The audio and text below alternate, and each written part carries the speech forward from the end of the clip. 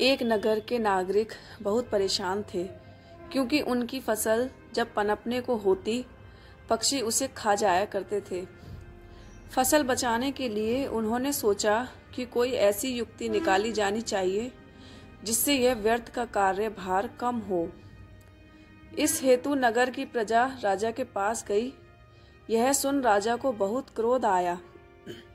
समस्या की गंभीरता को समझते हुए राजा ने सैनिकों को आदेश दिया कि नगर के सारे पक्षियों को मार दिया जाए।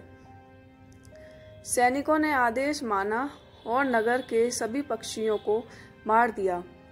सभी नागरिक खुश हो गए और खेती की नई तैयारी में जुट गए।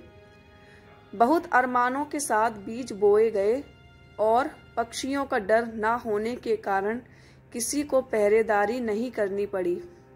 लेकिन जब फसल काटने का वक्त आया तो अगले वर्ष अनाज बोने तक के लिए भी अनाज नहीं मिला। यह देख सभी अचरज में थे। फिर से राजा के पास पहुंचे। तब राजा ने समस्या का पता लगवाया, जिसके बाद सभी को ज्ञात हुआ कि मिट्टी में जो कीड़े थे उसने सभी बीजों को खा लिया। पहले पक्षी उन कीड़ों को खा लेते थे जिससे फसल की रक्षा होती थी। पक्षी ना होने के कारण नागरिकों के भूखे मरने की नौबत आ गई थी। यह जानकर सभी नगरवासियों एवं राजा को अपनी भूल का एहसास हुआ।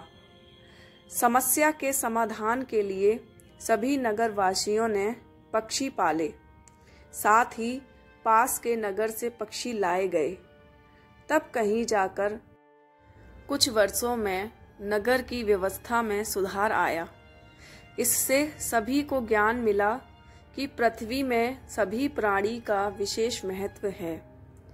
सभी जीवन के लिए एक दूसरे पर निर्भर करते हैं।